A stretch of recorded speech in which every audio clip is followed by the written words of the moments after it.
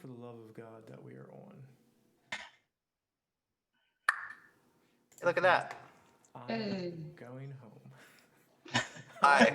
Going we're on. to bed. All right, thank God that worked. So after some technical difficulties, we are back. I forgot where the hell we left off.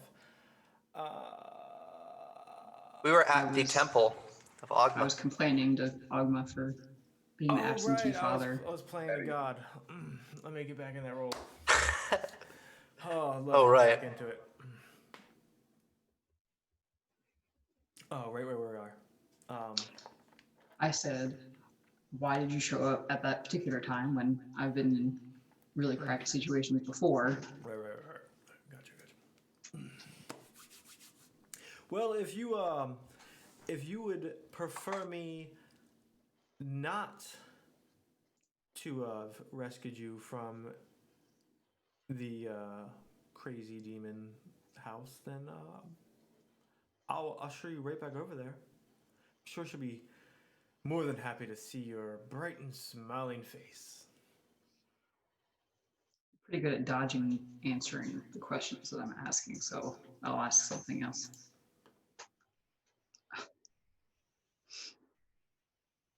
What now? Am I supposed to be some epic hero now, or I'm just gonna carry on with my life? You gonna send me on an epic mission? What do you want? What is up with you mortals and thinking that everything revolves around you? No one cares. Honestly now, I saved you because you are my spawn, and I did not want to see you die at the hands of some other supernatural being when I was there and was poised to take action. What you want to do with your life is largely up to you. Now, you do have a brother. Brother. Yes, a brother. Shock and awe. Oh, I'm the daughter of a god. I have a brother. You have a bunch of brothers. Most of them are dead by now, but you do have a bunch. Is he a half brother or a full brother? Oh no, he's your full brother.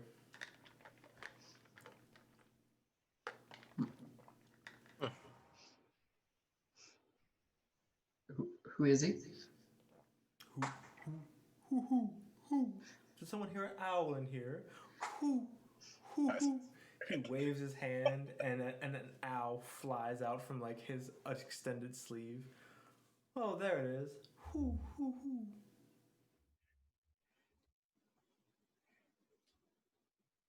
Oh, if I tell you all the answers, it spoils all the fun. So you just show up to be difficult and throw out some riddles. And I am here. Okay, so what if I pull up the drawing of the mask? What is this? Oh, right. So, bring it here. He'll take it from you, and he's like, so, this is where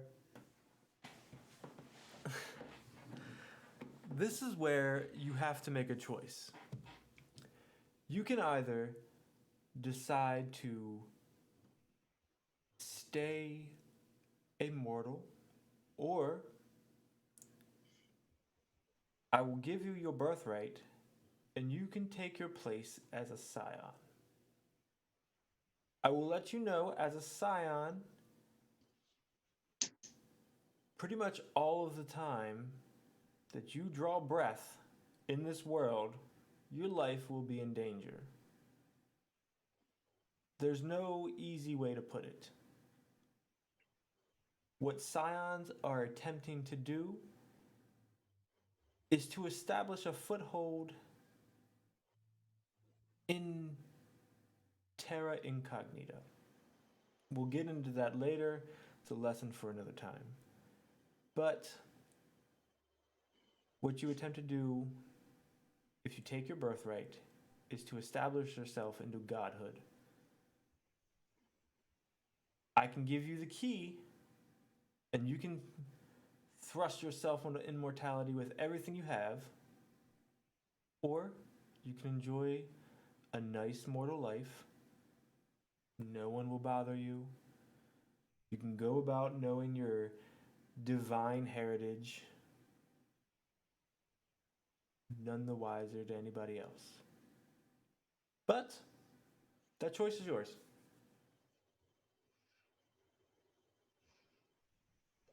Do I have to decide right now?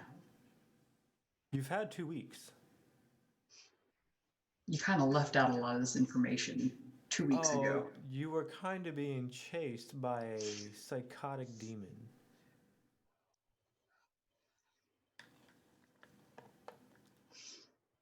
Can I have 2 minutes? Can you spare that much time in your eternity? I will give you 5, but if the old man comes back, I have to go. It's fair. My children, they never age well. While you're thinking, Liam, sir, Sir. what are you doing? Well, I've rolled out of bed, dusting off my boots, getting ready to head out, eating breakfast. Take it about early afternoon. I'm heading to work. All right, so you're gonna head to work. You're not going to explore this crazy happenstance. Oh, it's been time. The most I'm going to do is up on my 10th floor apartment. I'll open up my blinds. They're blackouts because I like to sleep during the day. And I'm gonna look out at the skyline. What's the city like? It's a nice day. You see the nice shot of the horizon. Not many buildings tower up on in your view from where you're staring out into the city. You kind of get a nice view of the horizon going into out into the sea. Yep, I'm probably near the harbor. All the boats. That's where I like to live. I'm gonna check my phone, see if any of my friends tried to reach out to me. Anybody call me or text me? I'm also asking the players. Yeah, you guys are his friends. Have you called or texted him? I probably would have texted him at some point to life and make sure he's living alive. together. Yeah. Here's a text. Sorry I kidnapped you that one time. Do you still need your car fixed?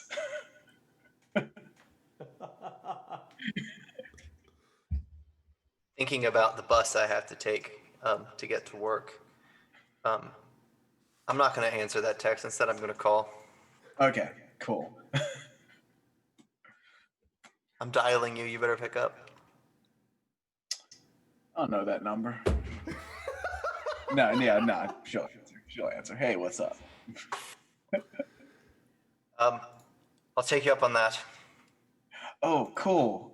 Because my Aunt Nancy is an auto mechanic and a really good one. So I can get you in touch with her.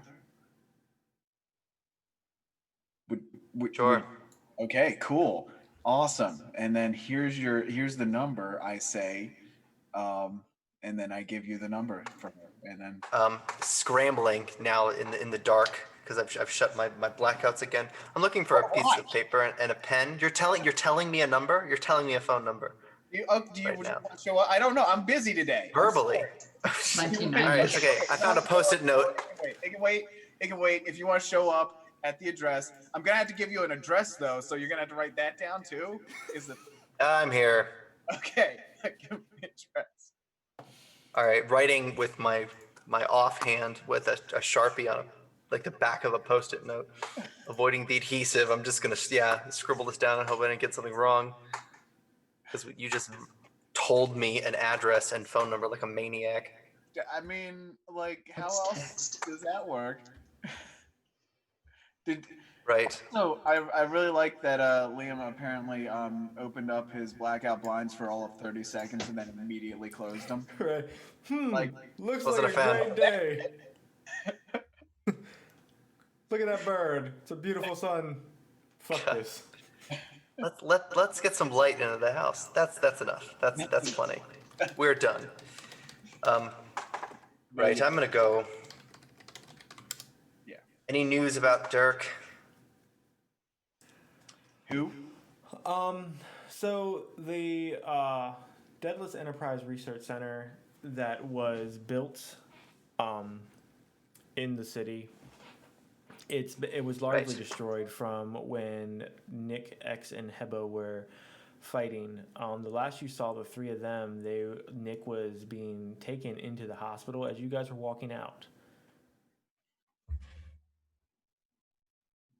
So Okay. there's a multitude of things that you could follow up with there. Right. But they, as far as you've heard throughout your friends and just random contacts, the Deadless Enterprises does not plan to rebuild in the city.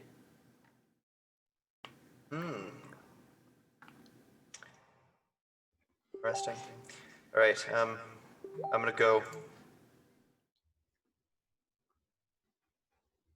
I'm gonna hang up the phone after an awkward pause.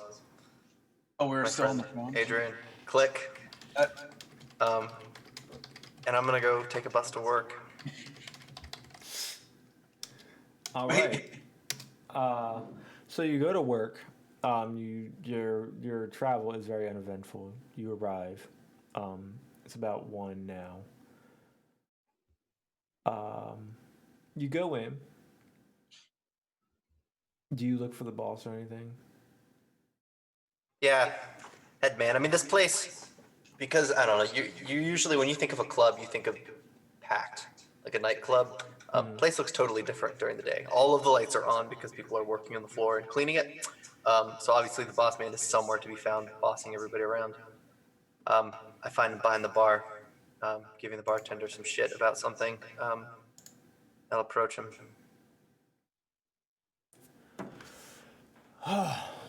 Right. What is it with you? Why are you here so goddamn early? Every goddamn day. Are you trying to get overtime every day? 12 hours you're here from. Hey, Why? Why? Do you Piss off. you like running my pockets? Is this what I it's never about? even. I don't even come in early. It is 1 o'clock. We do not open until 9. I'm gonna go to the books, the sheet, the sign-in sheet for the staff here, because we're on paper. We're not paper with boys. Right. Okay. I gotcha. I'm gonna open up the binder. I'm gonna slide it over to my boss. Right. I'm wearing a suit because I'm a security guard for this nightclub. And I'm gonna slide the binder over across the bar, which is it's actually kind of gross that I did that because parts of the bar is wet. It's just been wiped down. I'll just slide it over. It's fine. fuck It's this plastic book. wrap binding. Yeah. Fuck all the work you did, bartender. Thanks. And I'll point to my sheet. Look at that.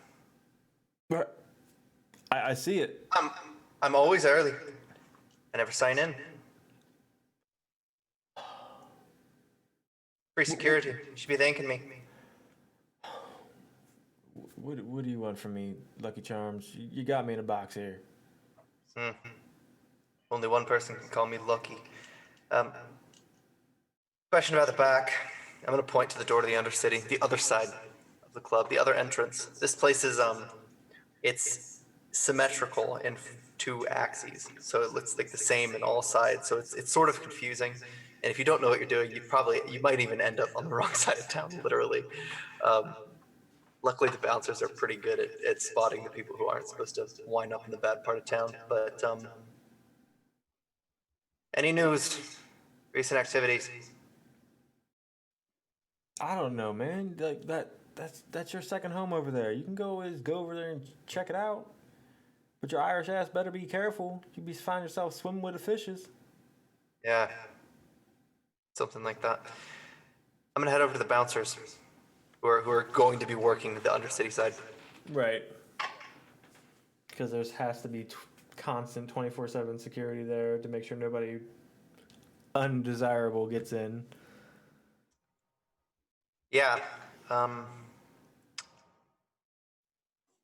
I'm gonna approach the man and say, believe I owed you this. I'm gonna produce a small bag. It's not transparent. It's black and it's like a Ziploc bag. It's something weighed in the grams, but I'm not going to get into it. And I'm going to hand it to the man. He's kind of tossing his hands like, right. Guess we're all squared up then. Yep. Do me a favor. Point over to the door. See something? Say something. Wink and head out. Right. And he'll just kind of like nod and stand up against the door, taking his original spot, look around, open that baggie, and then just kind of look inside, like shake his head, please, then put it back in his pocket, like with a happier face. Back to the bar. I'm going to man the soda pump and try to find some ice somewhere so I can enjoy a beverage while I'm not on the clock, and maybe bug the bartender about her recent art project. All right. It's coming along. For sure it's coming along, but I'm just bored. I have nothing to do. And I'm going to check my phone again. You have 3 missed calls All right. from that an them? extraordinarily long number. You have 1 voicemail. Right. Excuse me a moment, Rebecca. I'm gonna back off a little bit and grab this voicemail. All right. Heading away from the bar, taking my Diet Coke with me though. As it pulls on, he's like, is this thing on? I never know with mortal technology. Right. Hey, Sonny boy. It's your old pops. I'm just lounging around here at my house in your world. You should stop by. Come see the family. It'd be a good time. Yeah, I have a few things for you, so don't be shy now. Come over and see your pops. It's been 2 weeks. Come to terms with what you are and get your ass over here. That's it. Right. You're super eloquent for the god of language and orientation. literature. Right. Yeah. I'm trying to Keep take it with a the new times. term with it. Keep with the times. That's fine.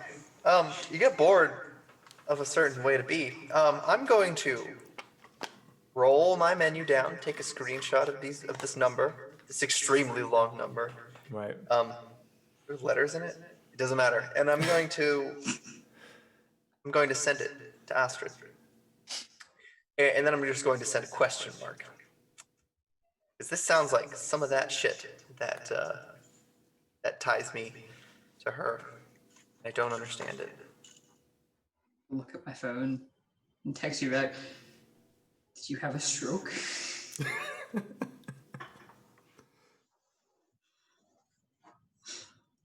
Gonna be like I'm crazy. Huh? Okay. I'm gonna call Astrid. Wait, was there an address in this voicemail? Like, did he lead off with an address or leave an address? Yeah, I was invited to visit this person, this lunatic. But do I know where? Yeah, no, he's told you, like he said, we're like in the house that he resides in this plane, uh, and then with the knowledge that he gave you last game, you can probably put two and two together that he's saying the temple.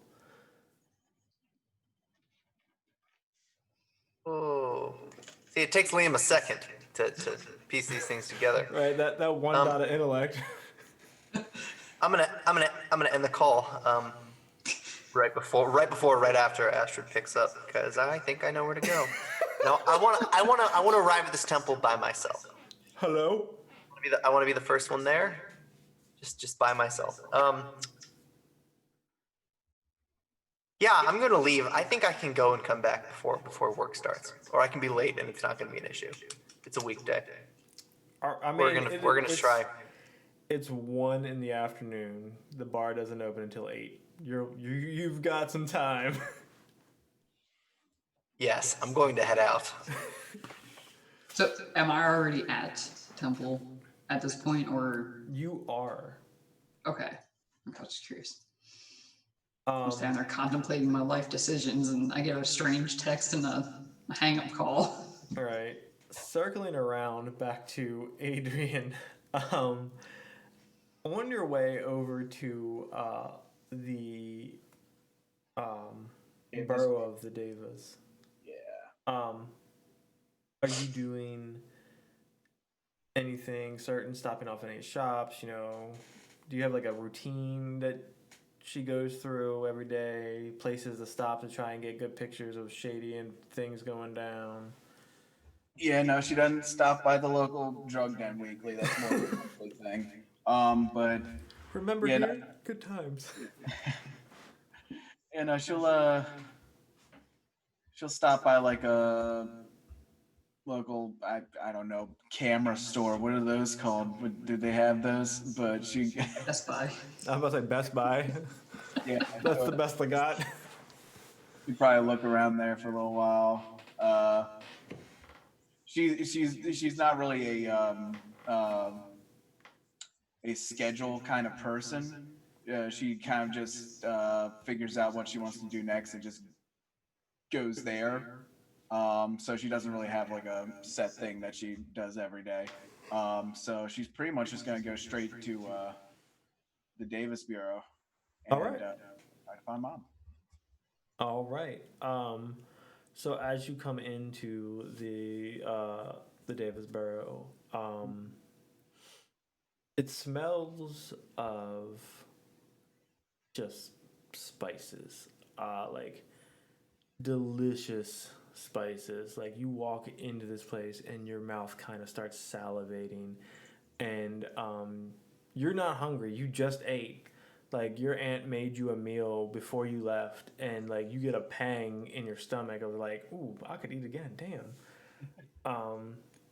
But as you're there, uh, everything is very brightly colored. Like the other boroughs that you've been at, they've all been kind of open top to like allow access to the sky. This one has like quite a few areas where it has like fabrics of different color that run from building to like banisters in the middle of a pole that goes all the way down, and it just kind of shines that color down on the ground beneath it, and it's a very vibrant and just beautiful place to take in all at once. Like every color of the that you can imagine is just kind of just popping out at you, and the attendants are very busy. They're very lively. They're all laughing and it's very happy atmosphere as you walk in.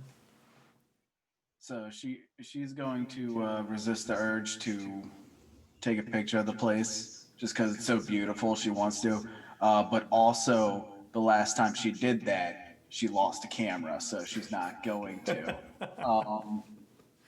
It says she's gonna flag down one of the attendants and ask him about like adoptions circa 20 years ago. All right. I'm going to let you know they do have an accent. I am not going to do that accent because it will probably come off as racially insensitive, and so I do not want to do that. I'm just going to talk regularly and use your imagination. Right. So it's a middle-aged gentleman that you stop, and he's like, oh, yes, young lady. How can I help you? Yeah, hi. So this may seem like a weird question. I think I was adopted from somewhere around here, and I was looking to see if I could find out more about that. Right. Absolutely. So we do a lot of adoptions through the the temples of various things. The largest by far is probably, I can't pronounce her name. Sarah? Go, Sarah. say it with me. Sarah? Sarah. Swat. I can't. But braces. Swat. Swati. Swati. Saraswati. The largest by far is Saraswati. Um, Her temple is right over there, and he'll point you to like the direct back. It's got two statues that are identical on either side of it, and they kind of stand a good 20, 30 feet tall, and they have like 6 arms in various poses. Three on each side, and then the two in the middle, and then the exact opposite on the same, mirroring each other. They're not made of gold or anything. They're made of like it looks like silver, like very polished silver, and it's kind of cool how it reflects all the colors of the banners that are streamed across from the different buildings. Like every building that streams a different color, it's picked up in this silver statue, and it's kind of like reflected and then held in the image, so it looks like it's clothed in that color at the same time. That's cool. That's really cool. All right. Well, I'll thank the man and head on over there. Right. As you approach, the doors are closed. As you get closer, you do kind of feel as if your eyes are on you. You're not really sure where from, because you look around, everybody's just kind of happy off in their own little world. But you feel like someone's just like, hmm. And then the doors, they just kind of open up as you approach. Nobody's in there. They just open on their own. Oh, that's some god shit. She's gotta keep walking in. All right. As you walk in, it's very dark compared to outside. It's midday. There's not very many windows in here. There are just as many swaths of cloth streamed about, wrapped around poles, things of that, and pillows laid around ornate rugs, around incense burners, and different kind of hookahs, things like that. But right now, it's kind of dark. You see that because of the little light that's let in. As you proceed a little bit further into the temple, there is a light that's protruding from the back room. That's bad for the electricity bill. I should probably go and turn that light off. Yeah, she'll head in there. All right. As you get closer, you kind of step into the light to like reach your hand in to like open the door.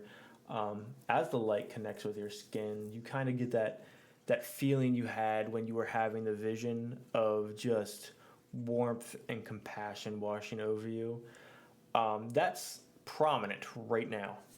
Oh, jeez. As you open the door, you see a figure that is facing away from you, and it is blindingly bright in here. It takes a while for your eyes to kind of adjust so you can see the scene overall. And then you hear doors closed. Those heavy doors that you walked in, which you can assume, are closed now behind you. Okay. Well, I'm not really worried about that right now. I'm more just focused on the giant lady standing in front of me. She's actually not giant. She's giving off a lot of light, but she is your size. It feels like she's a giant though, just from Right. looking at her. And I don't even think Adrian would say anything. I think she just sort of like stares for a little while, just sort of basking in the actual like warmth and glow of just divinity. Right. Uh, she like she would stay quiet as well for a little bit before picking the moment to speak. Like before she lets a moment stretch too long from uh from warm embrace to awkward stare. But she doesn't turn to see you. She just kind of speaks. She's like, "Daughter mine, you've finally come after 2 weeks. What has taken you so long?" Uh, yeah, and like Adrian actually has like a giant knot in her throat right now. She's like, I am sorry, I was in the hospital. I couldn't do anything. Right. So, these next few minutes that you spend with me will be the most important minutes of your life. What we will decide here in this room will decide the fate that you just tread upon. Are you Okay. ready to make such a decision? No, but I guess I'm here for it. Well, as they say, fate waits for no one, not even the gods. So, today, I will gift you your birthright. You can accept this and take your first steps as my daughter into godhood, or you can refuse and stay immortal with your family, safe. The importance of this is for you to know that as a scion of Swarswati, sorry, I know I messed it up. As a scion of me, you will forever be in danger. The gods are arrogant, petty, and we often succumb to infighting. But we bring joy, we bring happiness, we bring miracles to the less fortunate. These are all things that you are capable of if you accept. But know that I will not abandon you if you decide to be a mortal.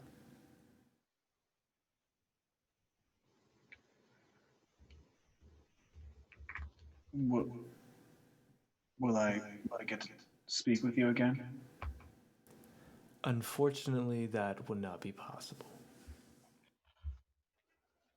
The reason I face away from you now is, as a god, I am here 100%. I lack the ability to divide myself like the others. So when I am present, I am all present.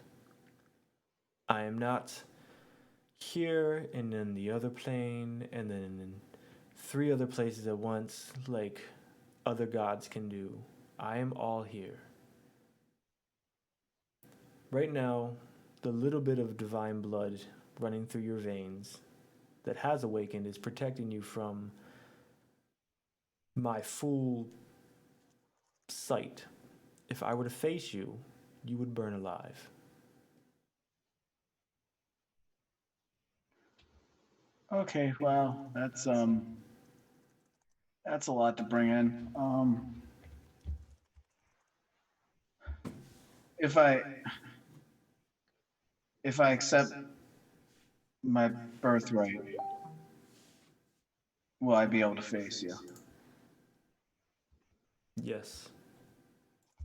I, then I do. I accept it.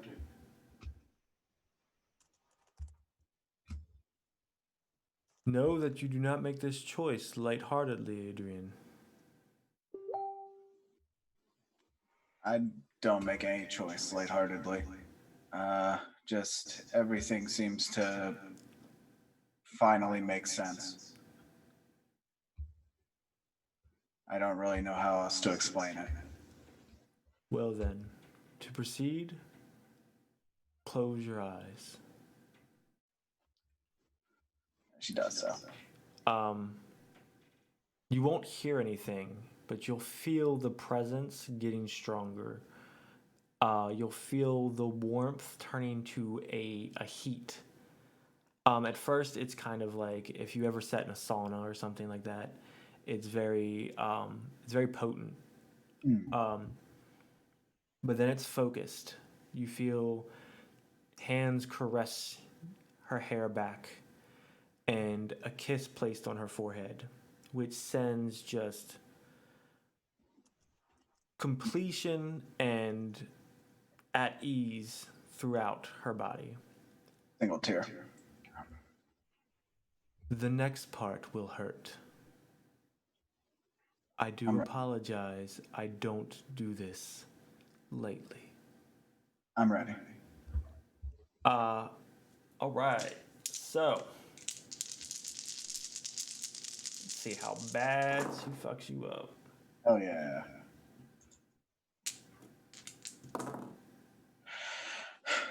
You gotta love when gods roll 6 and 7s again.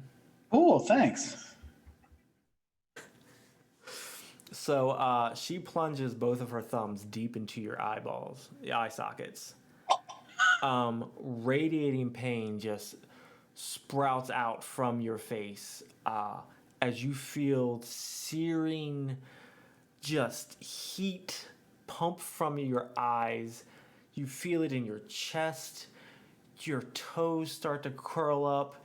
Your arms instinctively go to grab what is on your face, but you are somehow restrained with how much pain you're in right now. And within seconds, it passes. Oh, good. But you are blinded now.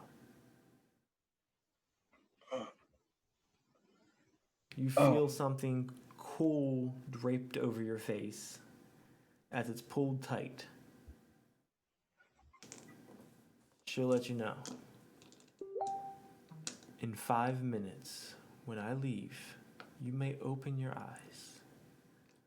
But for a full 24 hours, you are not to take this bandage off. You will see. Yeah. But you will be more reliant on other senses to perceive the sense of sight. Do you agree to these terms? Yes, of course. I have given you the gift of godly sight as your birthright. It is always with you, never fleeting. Do treat this well, and do not use it for malicious intent. I have had children before, Adrian, that have turned against me, and I have not hesitated to strike them down. Oh. And as she like kind of says, strike them down, the temple shakes. That warmth that you felt turns to cold. And you notice this goddess ain't playing. No. Yeah, no, I would never think to go against you. Good. You'll feel another kiss against your forehead. Like 5 minutes. And then a cool breeze kind of blows out of the room. And that warmth that was around you stays for probably about a minute or two left. And then kind of dissipates as well. Your face hurts real bad now. Like, Yeah. it's not real a good, bad. Not great. She just poked my eyes out. That wasn't fun. Yeah. So that is your birthright. You have godly sight, or the eyes of the god. I will give you the stats of that after this game. But I'll explain it when you open your eyes. Fantastic. All right. Well, Adrian's sort of just gonna crumble to the ground and just absorb what she just experienced for the next 10 minutes, and then I guess stumble home. All right. You are in a great deal of pain as well. Fuck yeah.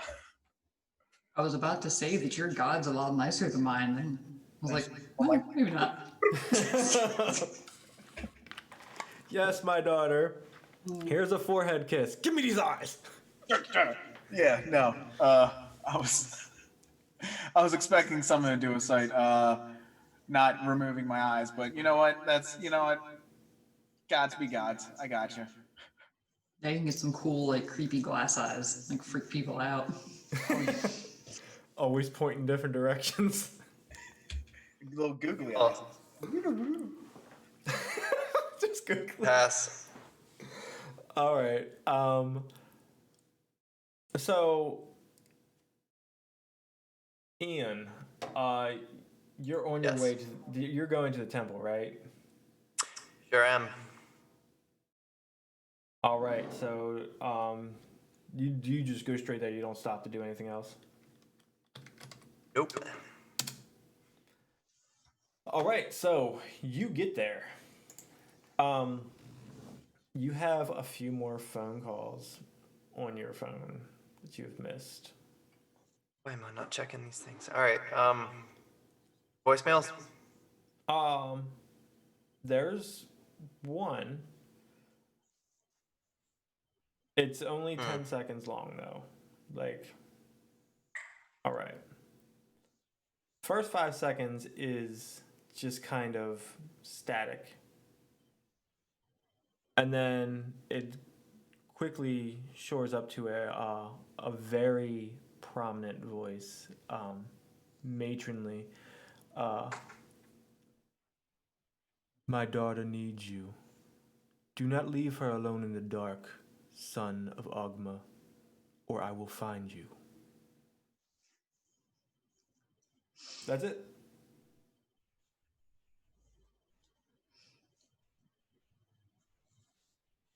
Right, and the calls were from the same person? Yep. Okay. It's a weird long number like the other ones. Yeah, I gotta change my number. All right, so that doesn't deter me. I'm going to continue. All right, cool.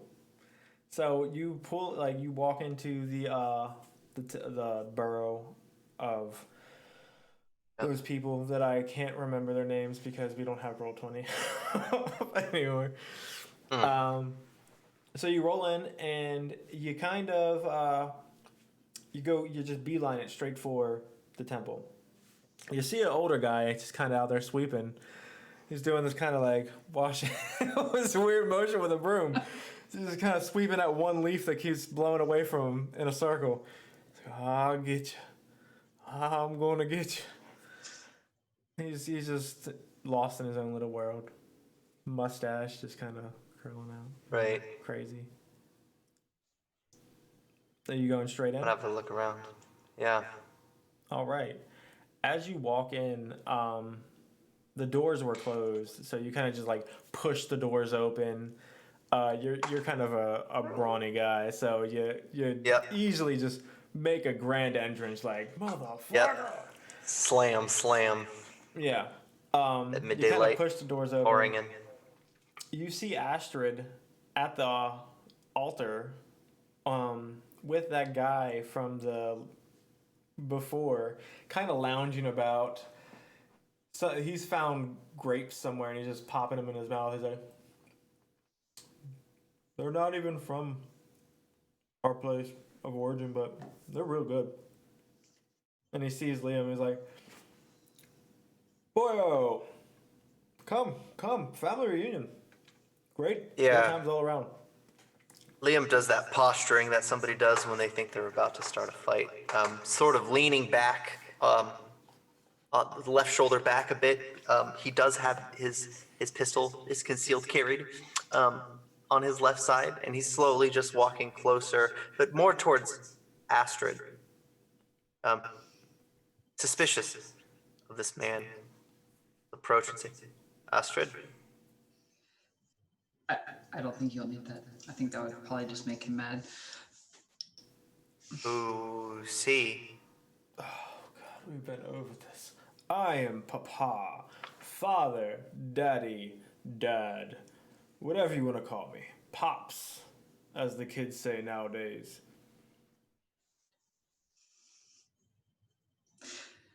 That's an insult. Me? Is it an insult now?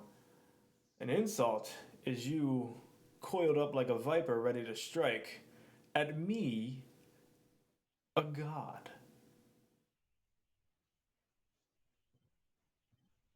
Why'd you bring me here? Why else would I bring you here? You're my child. Take pride in that fact. No. So I'm gonna look around. I'm not looking him in the eye. I'm just looking around. What does this place look like? It's largely got some torches on the wall, those giant windows that are streaming in light. The torches look very like new age. They're kind of like electronic. They have lights hidden behind like what when they turn on they probably would look like flame. Some banners hanging down all of Ogma. There's some Celtic runes just kind of scattered about on some Right. rock surfaces, things like that, and the giant statue.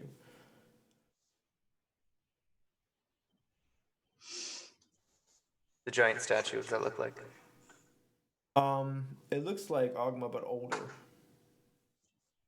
Oh.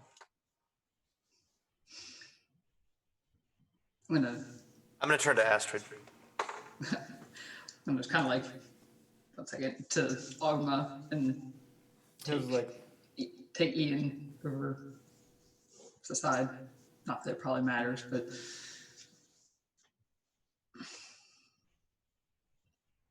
That's a trickster. no. Still looking suspicious. Do you know who your parents are by chance? They're asking me if I met my parents. Know them, met them? Wait, No. adopted? Say.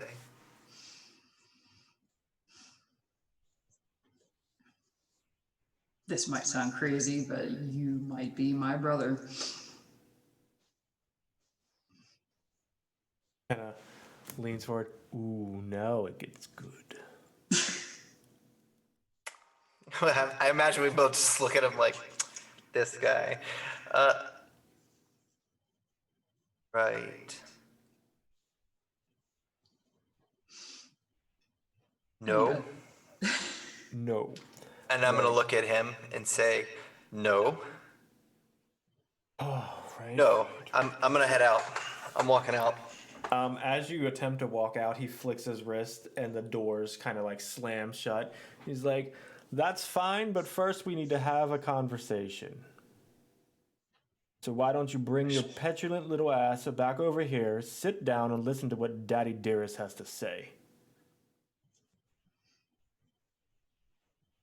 Yeah, I'm gonna turn around. Thank you. So we're having a conversation. Well, it's more like me monologuing for a little bit and you just listening. Mm.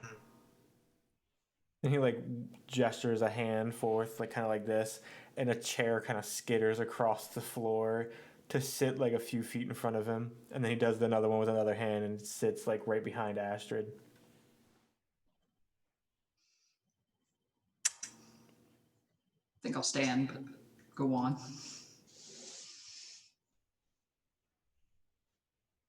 Well, Liam, why don't you join us over here so I don't have to project my voice so loud? Or I'm gonna walk over. There's a chair nearby. Yeah. I'm gonna kick it from its back right leg so that it turns around and I can sit on it. Like the cool camp counselor I am. All right.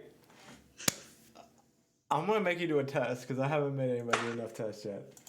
Give me a Dex plus athletics. You pick now. Now. Yeah. What is it? Dexterity and athletics? Yes, sir. You picked what I'm good at. Did I jinx it? I feel like 3. That's enough. All That right. better be enough. All right, I'll give it to you. You kick it, it spins just like you want, and you kind of sit down in it. And he's just kind of like, "You would make a fine god." So, what we're here to talk about, now that both my firstborn set of twins is here. Astrid, Liam, believe it or not, you are twins. You were dropped off here at this very temple when your natural born mother died in childbirth. Now, as hard as I tried to make your paths intersect as you were growing up over and over again, you all seem disinterested to take the bait. So here we are. Now, I offer you a birthright. The two of you are poised to be the most powerful Scions that this pantheon has ever known. It was said long ago that no gods will ever give birth to twins. And yet here you are. 2 millennia later, albeit, but here you are. The first set. My children. I would greatly appreciate it if you take the next words very seriously. Being a Scion is not a light task. And it's nothing to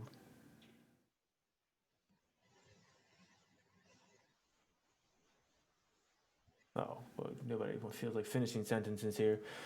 So much for a family moment. We're actually family. Jesus, boy. Yes, child, we are family. Yes, I left you for 28 years, blah, blah, blah, blah, cry. Yeah. My life has been so Right. hard. But you have been always able to climb out of any situation. You're always the best at a lot of things. Anything physical, you top of the class. No one can touch you in physicality. And just because you throw fights to make $1 does not make you any less of a man. Anyone could have guessed that. I'm gonna point to the scars on my knuckles. Oh, Nice try. Am I gonna crawl out of this one missing a kidney? I don't know. Maybe I'll take your legs. We'll call you Hoppy. He kind of chuckles to himself. Lean I'll over have to to write this Liam. down. I would be a little more open-minded. Just, I'm fairly skeptical. Take me 2 weeks to get to this point.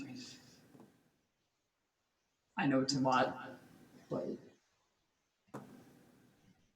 if I'm still here and I haven't walked out yet, I you know, that says something. All right. Right, so we can proceed. Yeah. As I said earlier, I offer you a birthright.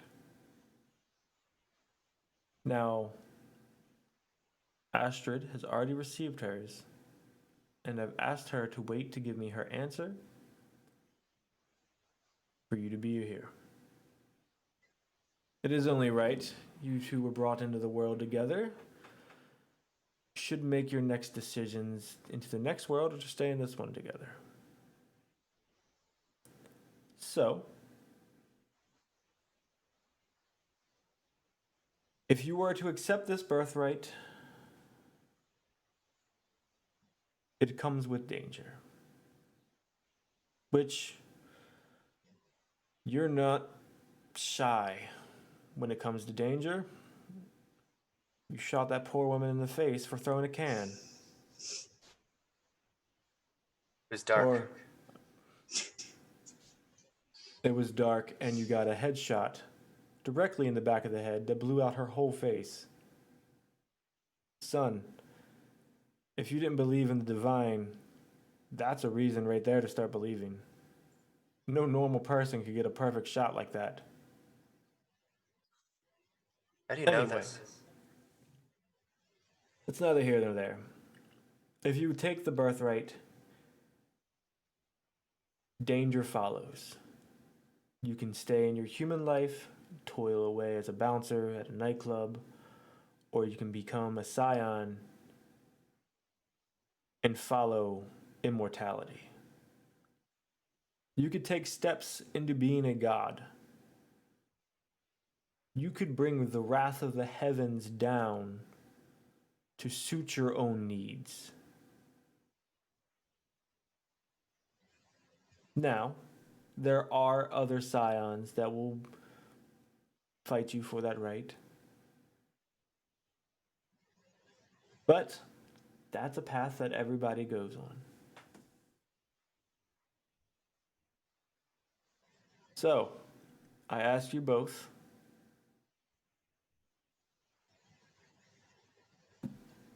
would you accept your birthright? I'm gonna turn to Astrid. I go if you go. Well, then we're going. We do. I'm gonna need probably all of immortality to take down the Undercity, so Well, we fucked up. Immortality's a long time to regret it. You've never failed love until your children decide to follow in their papa's footsteps. I would cry if I heard tear ducts. But alas. and flatters. So, now, the deal is sealed. Where do we begin? Astrid, your birthright first. No, we'll do Liam first. It's probably better this way. Liam, please come here. The chairs are far away, right? Yeah. All right, then I'm gonna stand up. Over to him.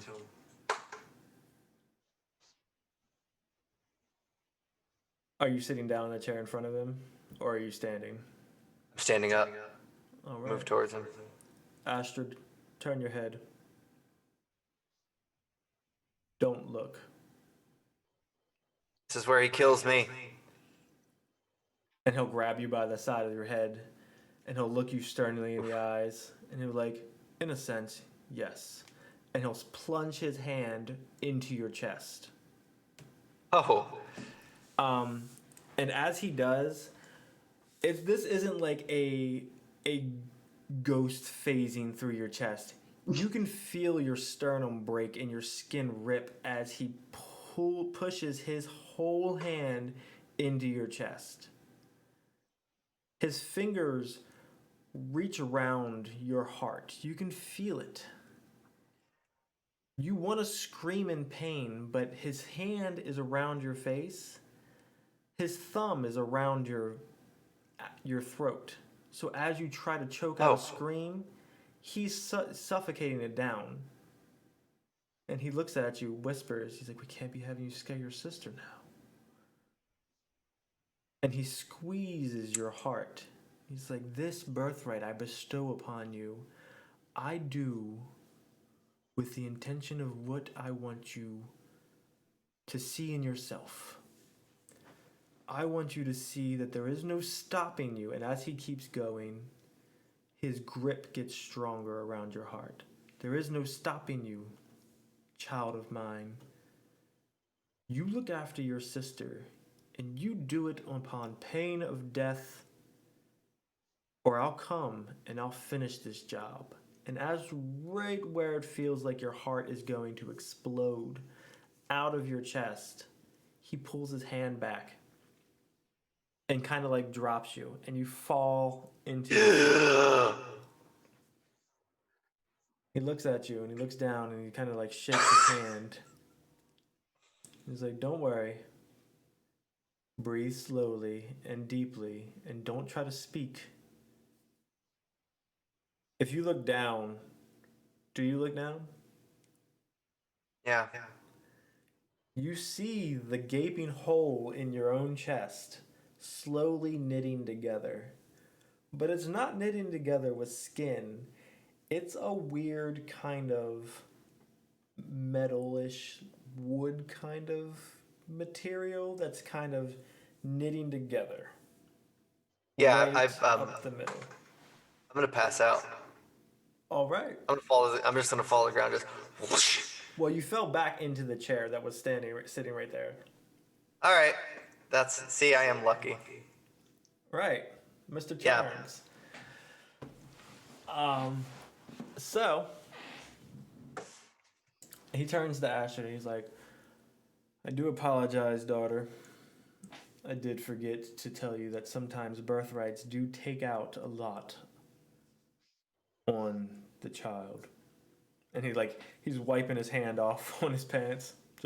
So Astrid didn't actually turn around, Right. but I'm assuming that Liam's back was to her, so she didn't see Oh yeah, no. everything that happened. But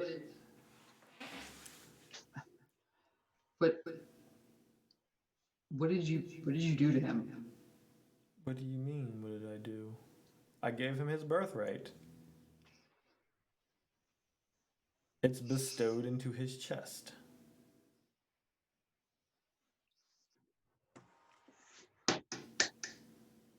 I'll take my leather coat off. All right. Right. Well, right. It's probably do for it. the best.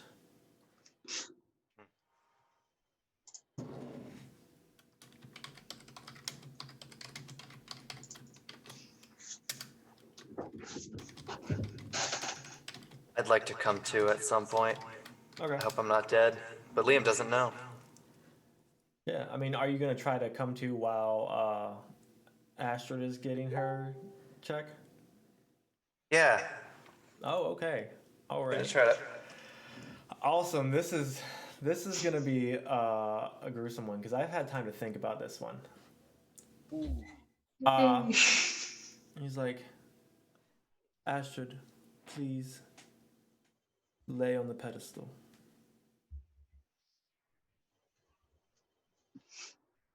hesitate a moment before walking over to it and hopping up on and laying down awkwardly.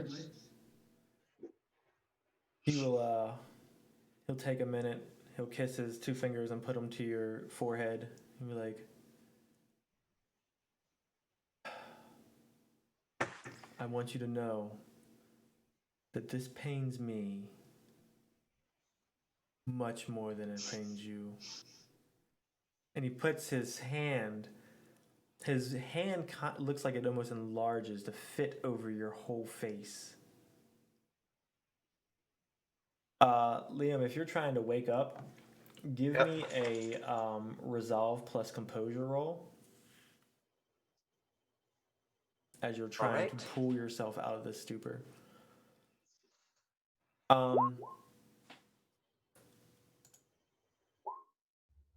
3 successes. All right. So you managed to you're awake, but your body is dead. Like your eyes are open and you can barely see the scene. What you see is Ogma has his hand over Astrid's face. She's breathing evenly. She's managed to keep her cool so far. So the worst part's about to come. His fingers start pushing into your skull and around your base of your jaw. And when I say pushing in, like you hear the snap of your own skull. You feel the pressure of your jaw dislocating. You go to scream, and as your scream comes out into his hand, you can't hear yourself scream. All you can hear is the thunder of your own heartbeat in your ears. As he keeps going, you feel the sinew of your own flesh pull free from your hairline first, then around your ears, then around the base of your jaw. As he rips your face from your skull. Then he takes the drawing that he gave you of the mask and lays it over your face. Then he takes your face and then lays it over top of that. And he kind of presses down. He's like, like Liam would see him kind of humming a tune to himself. You can't hear anything. You want to close your eyes, but your eyelids are gone. And for some reason, some horrid reason, you are still awake. You wish you could pass out from pain. You wish on everything that you probably want to take back the agreement to this. I probably imagine the whole time that this is happening, clenching my fist, like blood coming from my hands, clenching my fist so hard to keep myself from like pushing him away. Can I stand up? No, your body is still like heavy. Also, Astrid, it feels like your arms and legs are restrained. So even if you were to try, you probably wouldn't be able to.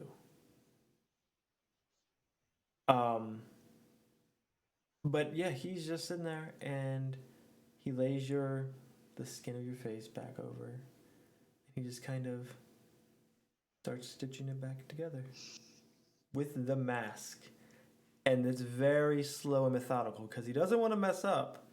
So if he messes up, then your face is fucked. So he's very slow, methodical about it. Liam, you hear him humming this awful tune. Just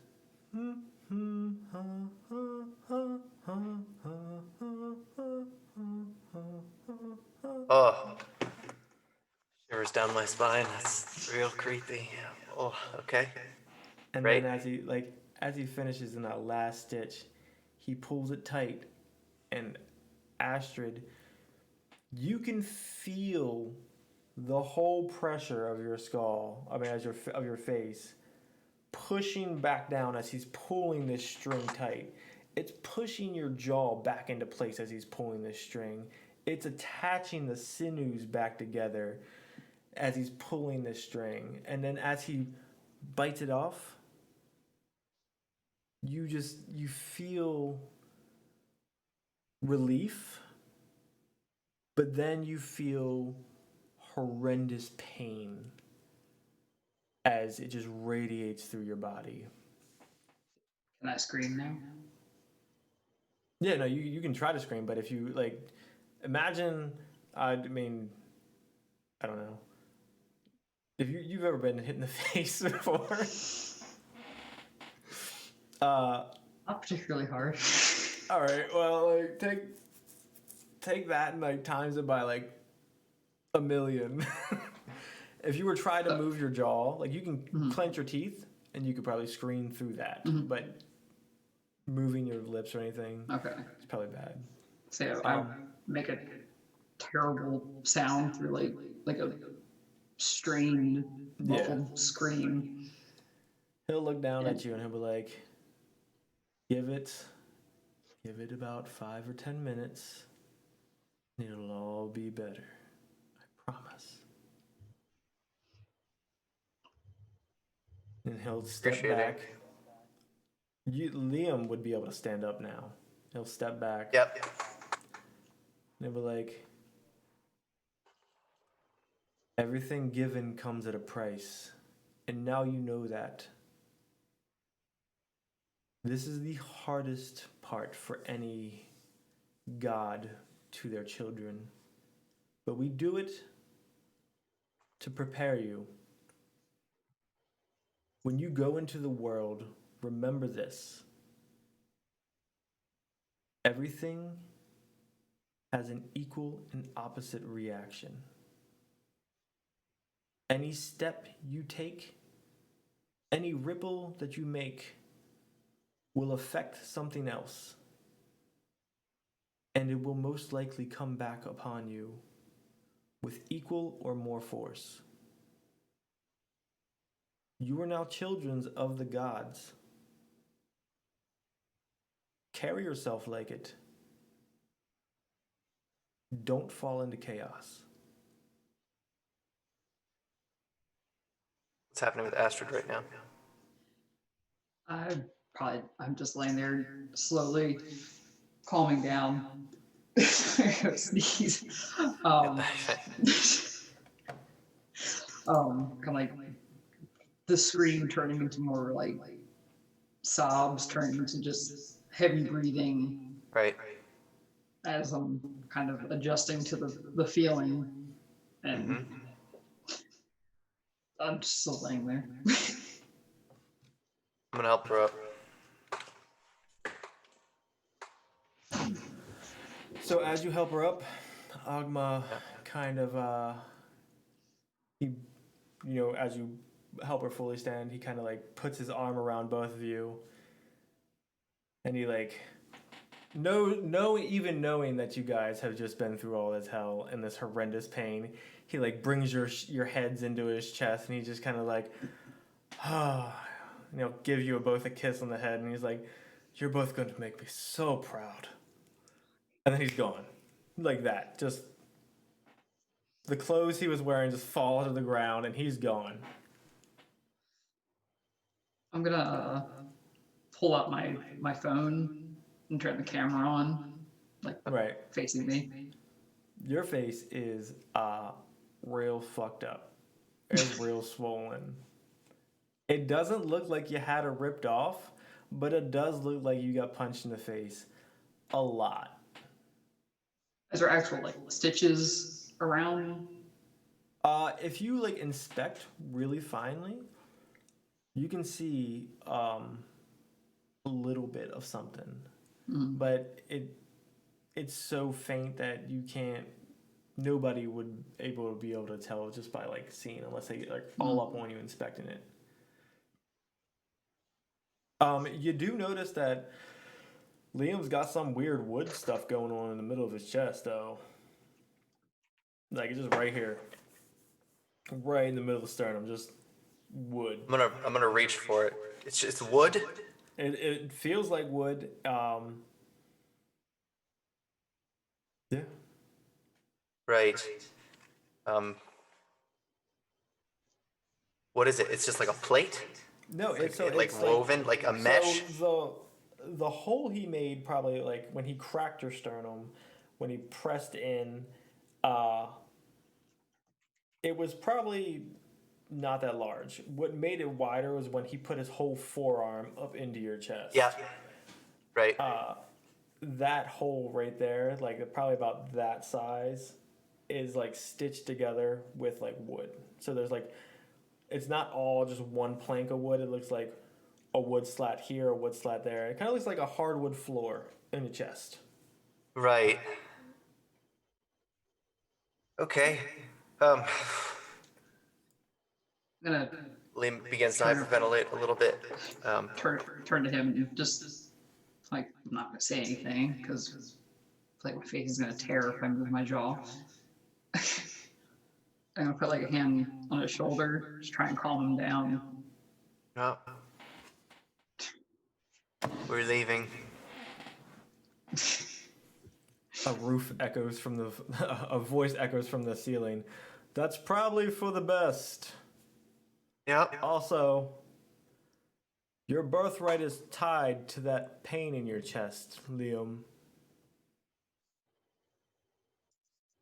Astrid, well, after a day or so, you'll be able to use yours.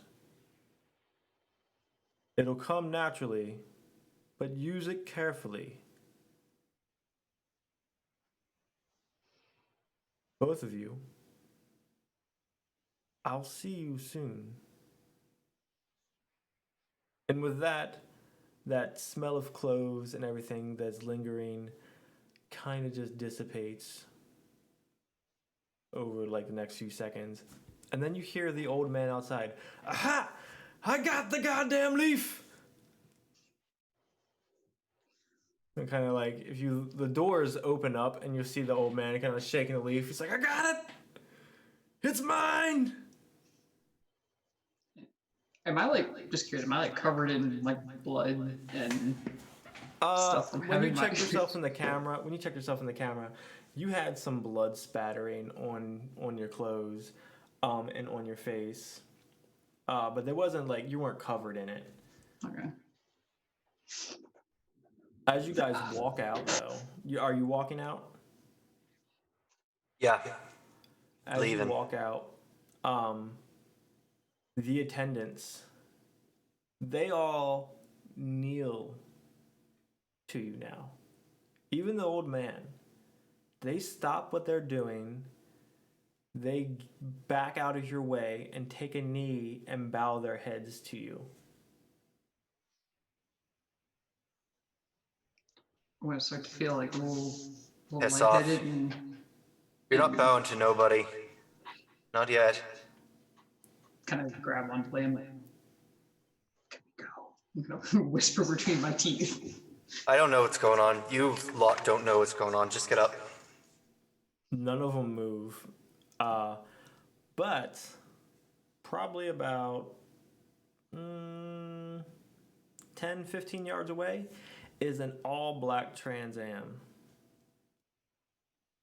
And something just kind of like looking at it makes your the hole in your chest feel a little warm.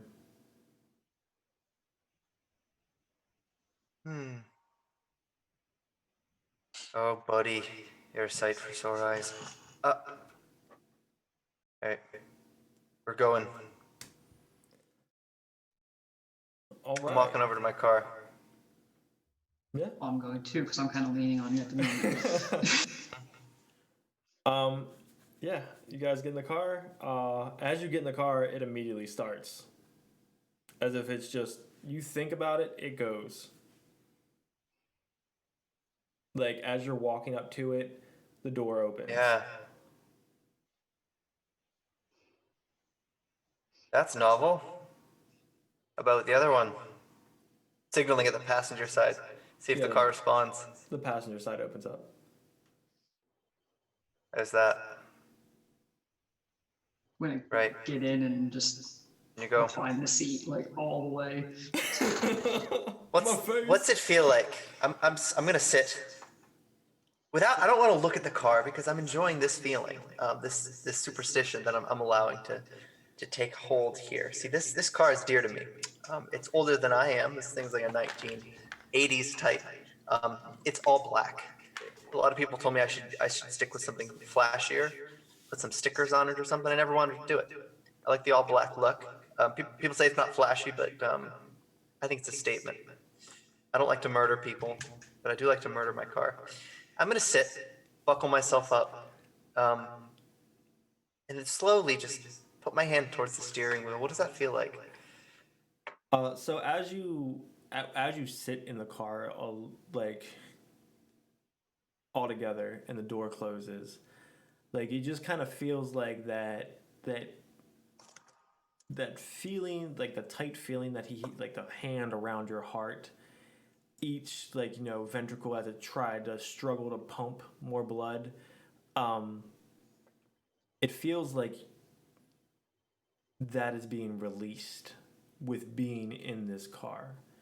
The pain subsides. Your heart race quickens. Like as you touch the steering wheel, you run your hands along the leather. You can feel your pulse go off in your ears, like just thumping. And you just kind of feeling out the car. It feels like more of an extension of yourself than it does Right. an actual automobile. But I ride into battle. All right, I'm gonna start real slow. I want to go crazy with this car, but I know this isn't the place to do it. So I'm start almost exaggerating how carefully and slowly that I'm driving, just to ease myself into it. The handling feels different. Everything about it different. All right, yeah, no, it eases into a start. But as you're doing that, we're gonna switch over to Adrian. It's been more than 5 minutes, and you're kind of still in pain on the floor in your mom's office room, apparently.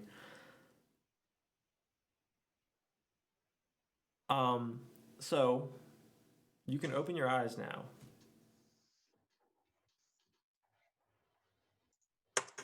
Cloth. Yeah, you see nothing but black right now. Fantastic. So you see nothing but darkness. You kind of get freaked out because your mom said that you would be able to see utilizing your other senses. Right.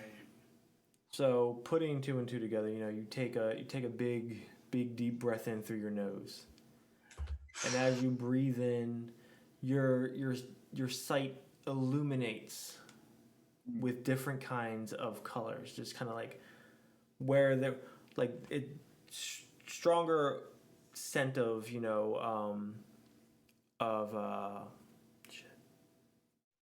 cedarwood is from over here, and it's in like a dark pink color. And then like a meandering scent of clove is over here, and it's like in a light green. And then you have all these other colors that are like you're not really sure what's going on, and like at first it startles you, so you kind of like step back. As you like stomp back, like you can see an echo ripple out through the room, kind of like echolocation. But coupled with the colors from the smell and the sound, it fully pans out through the whole room. Like you can see the layout. You can see where to step, where not to step. I have tall vision. A little bit better than tall vision. Okay, well that's well, sick as shit, I guess would be the proper nomenclature. Yeah, so I guess I'm walking home now. It's gonna be a fun little adventure she gets to have. So I guess like she just sort of tests it out in the room first, like hearing her footsteps, feeling the vibration of the air around her and all that. Absolutely. Like, and so the thing is, once you get up and you're feeling the vibrations there, everything kind of comes into like a harmony with each other. All of the other four senses that you like, minus the one, they all come into work unanimously together. And you know you have this bandage tight around your head. And but you can see perfectly. You can probably see better now than you ever could before this. Like, you could live the rest of your life with your eyes closed and be perfectly fine. Like, as you're walking, like you'll walk out the door and a piece of cloth brushes your skin. And from that piece of cloth, you could probably tell the thread count, the color, how long it's been around, what year that it was put up, how long it's been in the air, what scents have recently passed it, things like that. Like, your senses are dialed to like 20 right now. Okay, well, with that knowledge, she's just gonna walk around touching shit and smelling stuff and just.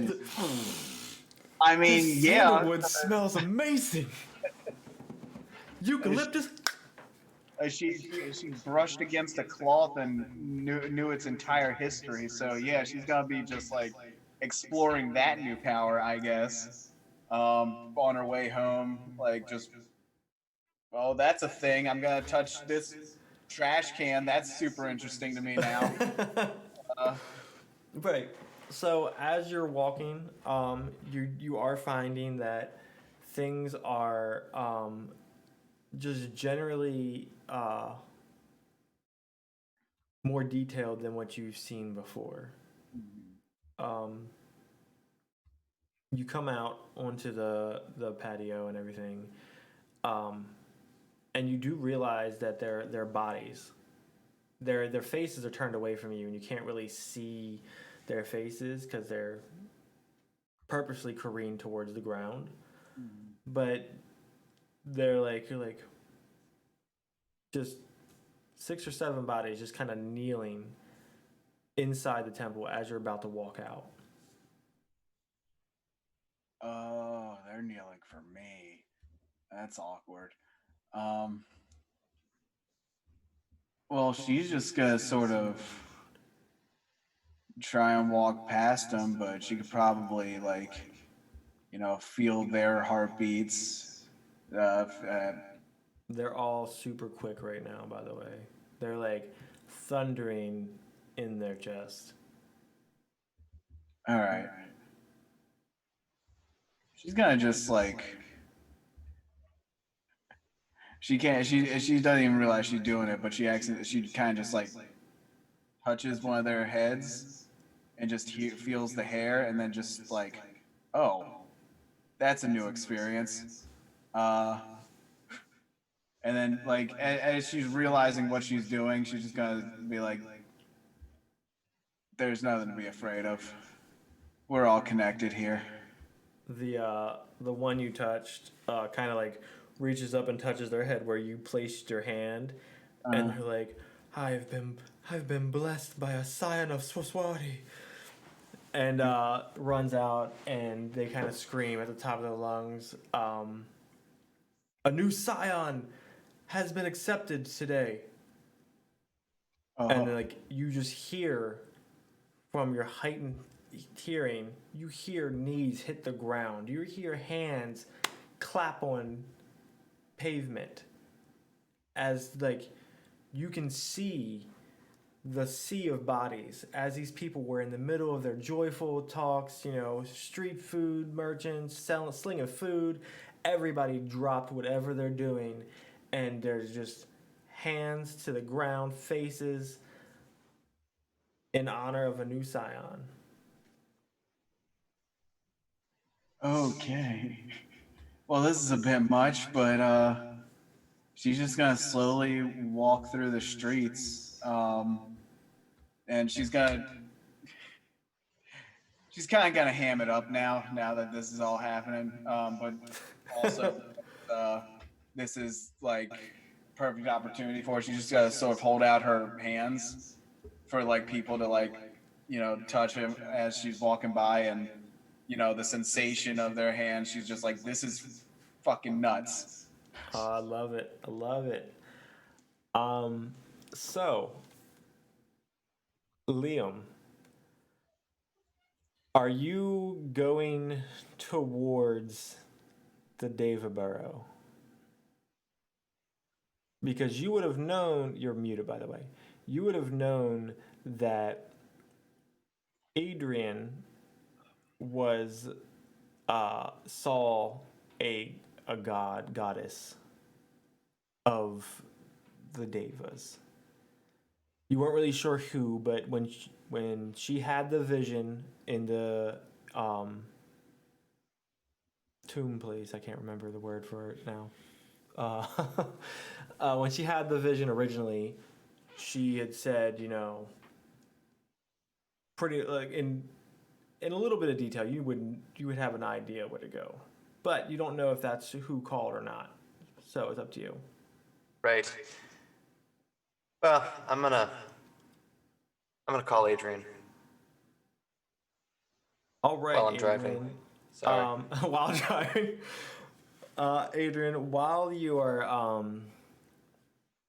running your hands over these mortals who worship your parent, and feeling just generally on cloud fucking nine, your phone rings, disrupting it all.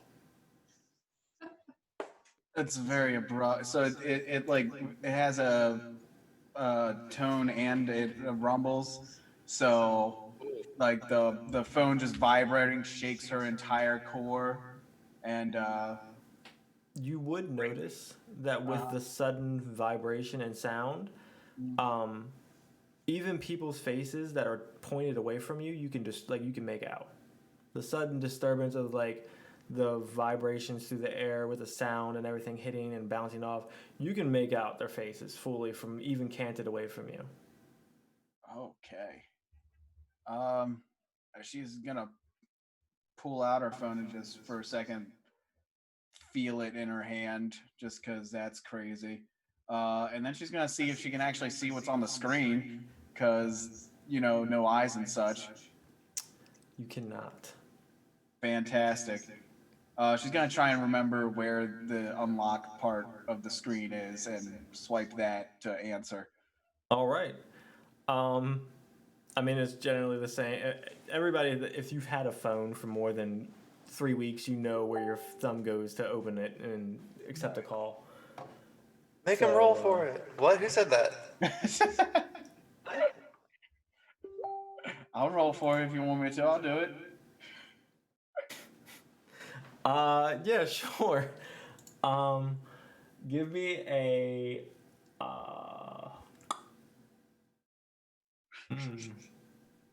Oh, give me a intellect plus technology roll. intellect plus technology. I have not used technology nearly enough in this game. We haven't really had to deal with technology, so it's fine. All right, yeah. No, with you, you just kind of slide your finger across, and you hear the the call connect.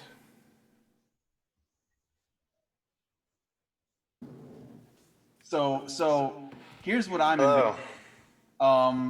before he even speaks, she can hear everything that's on the other side, and just hearing that, she gets a vision of what's going on over on your side. Yeah, pretty much. Oh. But the problem is, for right now, since you're so not used to it, it's Right. jumbled up with what you're seeing right now in front of you. Like if you were in a blacked out room, you would see Liam and Astrid perfectly inside of the car. But since you're surrounded by so much other noise and sensory overload right now, it's just kind of like, since it's like close to your ear or whatnot, you're seeing the inside of the car like but it's jumbled together and it's kind of hard to discern what's So- what. It's probably like her first like somewhat negative experience with this. Yeah. Like, oh god. Okay. You all right? Hold on. Oh god. Just calm down. Just quiet Look down. at Astrid. She, I haven't even said anything. she's gonna turn the volume on her phone down to as low as it can get before muting, and then Right. just go like, "Hi, is that you, Liam?" Yeah, who else would it be? What's your status? So a lot of stuff just happened. Are you driving right now? I thought, is that your car? No, stolen police vehicle. Oh, police vehicle. Oh, haha. Call that. Is there someone in the car with you right now? Yes. I can't tell. Oh god. Oh, okay. I can't do this on the phone. This is a bit too much sensory overload. Could you just stop? I'm headed there. Oh god. Could you stop by the Davis Bureau? Okay, bye. And then she just hangs up immediately because that was getting too much. Right. I'm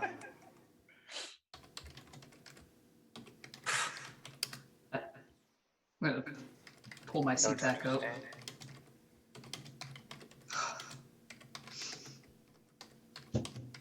How is she? Fine. You have a strange definition of fine. She didn't sound very fine. Well, nothing to be worried about. I'll be there soon. I pull my hair back, like looking at trying to see where like the stitching is, and Yeah, it's almost transparent, even to you, and you've been staring at it since you got in the car. Like in various ways, in the camera of your phone, in the mirror of the car, in the flip down mirror of the passenger side. Like you can barely see it at all. And if Liam were to look, he probably wouldn't see it either. It'd be like a So- challenge 4 to see it.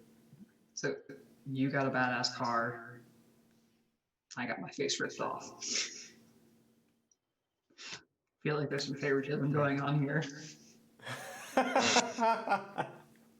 Dogma. Vex the boys. We'll see. All right. Speeding along towards the new location. Yeah, so since you heard Adrian in distress, would you drive a little bit faster? Yeah, I'm gonna floor it. Alrighty. Why not? Got some straight stretches. So My seatbelt you don't on. go you don't go 0 to 60. You go 0 to 120 in about 3 seconds. So as to where Astrid was Whoops. trying to as to where Astrid was trying to keep her head still, no, she rocks her head right on against the headrest. As you just It's cushiony.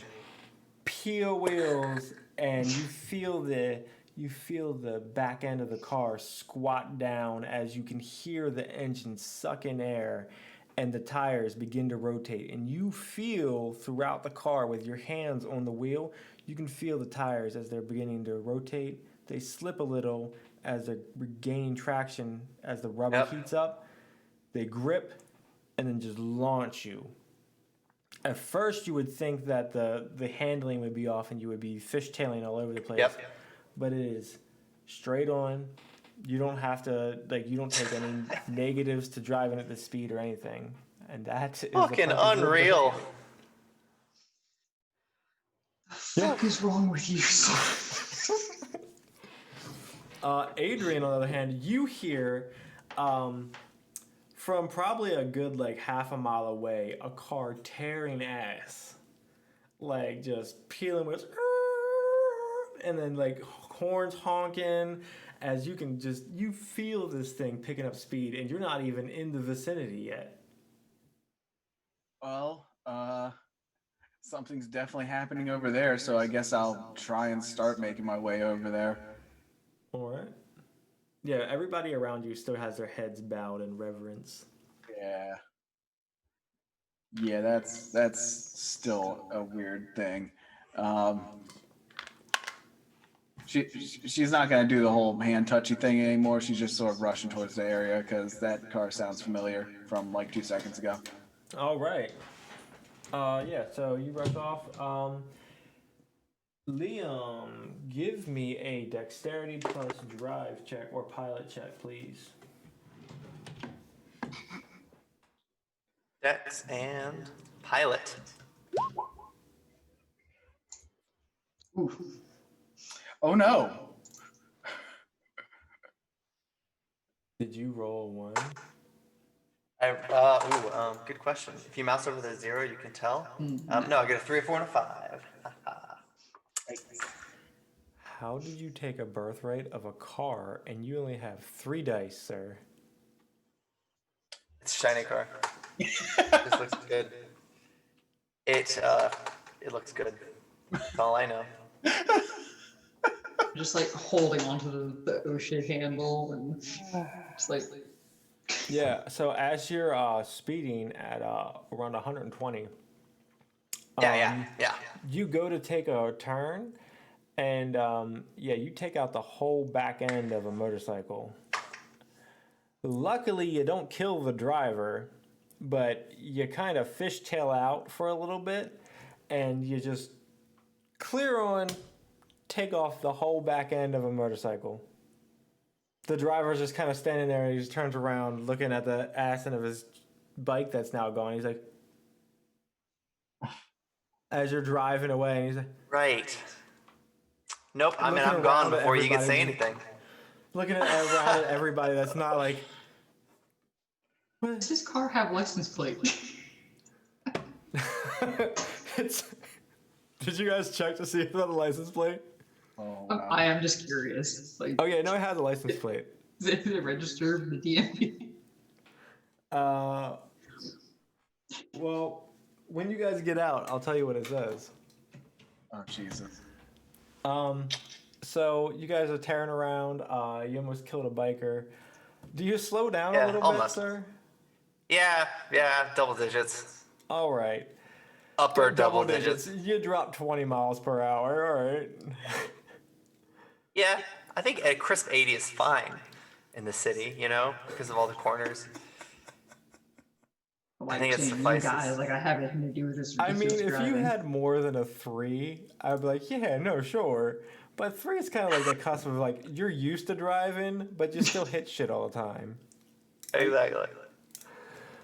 Oh, this is gonna be great. All right, so you peel around into the David Barrow. You see everybody kind of bowing their heads, and Adrian walking. Adrian, you would see this blacked out Trans Am looking like a demon spawn, spinning around this corner, coming right at you. Oh no. Well, I don't want to be hit by it, so I take action to not be hit by it. All right. Give me a Dex plus Athletics. Ian, give me a Dex plus Pilot. Let's hope you don't kill Adrian right after getting her eyes ripped out. I got a whole success. Got a success. Well, thank God for that. So you both manage to, like, Adrian kind of like throws herself up against the wall, and Liam comes skidding in. You can tell he was trying to go for a fancy maneuver like you did with the cop car that one time, but he kind of only half gets it, and instead of flipping the car all the way around, he just kind of gets it halfway. So it's now just here. Oh. Oh. Adrian's still just sort of on this wall here. I'm gonna roll down the window. Hey! Tables have turned. How would you get in? Do you want to take a take a look at the license plate? Can I see it? Yeah, you can see it. Okay, 'Cause what's it's the like license it's plate like says? it's engraved, like so you. It says OG OGS BB male symbol.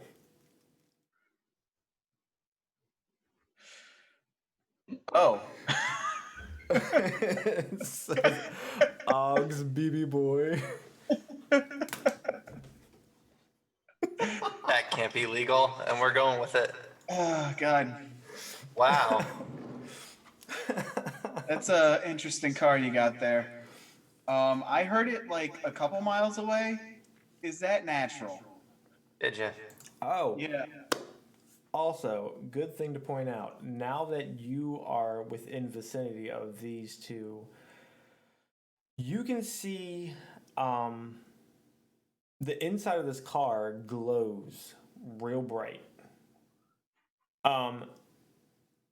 Liam's chest glows even brighter. Uh-huh. And Astrid's face looks real fucked up. Like, it's worse looking to you than it actually is. Because you can see what actually happened. Uh-huh. Which was Like, it looks like a face laid across some paper, stitched back together. And you can see the stitching is very, very bright.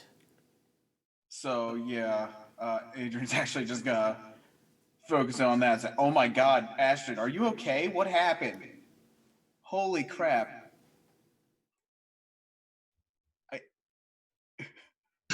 Fine. You're yeah. It's not as bad as it looks. It's a lot better. Leave it. Nah. It looks really bad. By the way, she says it looks really bad with a blindfold on, with probably 2 blood stains where her eyes are. Yes. Oh, Actually, like blood, like it looks like Yeah. instead of mascara running, it's blood running down. I think we Like, should be a little bit worried about you. Do you need to go to a hospital again? No, you're asking about me? Your face got torn off. How can you see it? Okay, so that's a bit of a story. Did you? Astrid, roll a oh shit, where are we at? Roll a empathy plus resolve roll for me, please.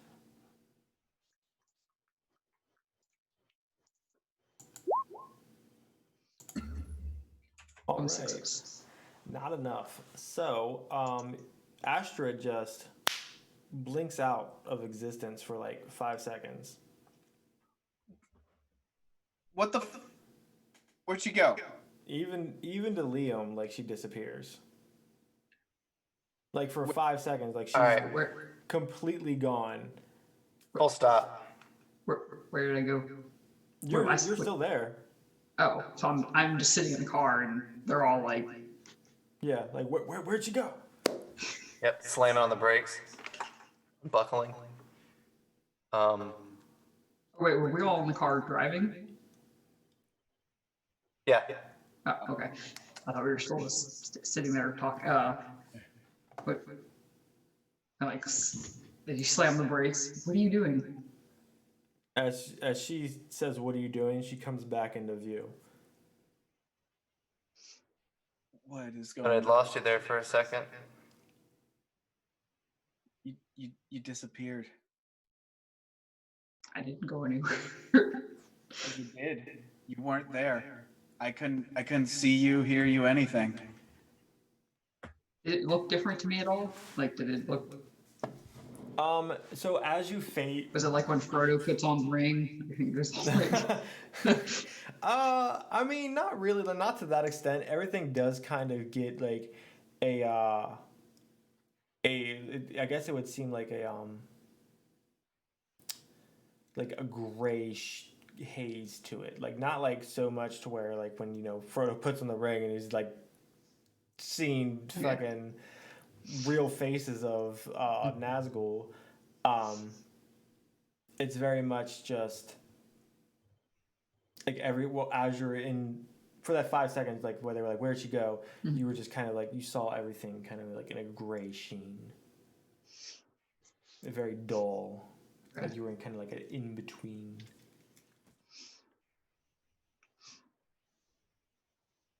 Okay, so I think we all need to just sit somewhere and talk about this. Because clearly something happened to all of us.